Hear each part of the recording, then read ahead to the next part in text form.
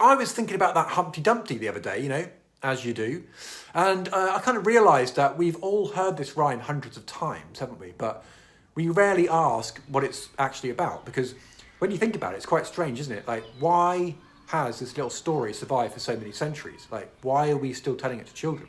Because most people picture Humpty Dumpty as an egg, but here's the strange thing. The rhyme never actually says he's an egg. In fact, some historians think Humpty Dumpty was actually a cannon that fell from a castle wall during the English Civil War, while others, think he represented somehow Richard III.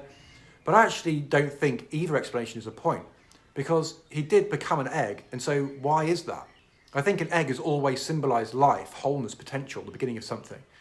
Then Humpty falls, he breaks into pieces, and despite all the king's horses and all the king's men, nobody can actually put Humpty together again.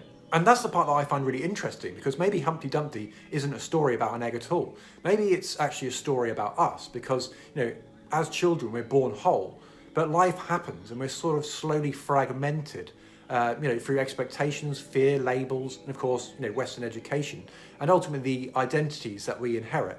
Until, one day we barely really recognise who we are anymore. And maybe that's why nobody else can put Humpty back together again, because that's something that only can be done internally. It's kind of an inside job.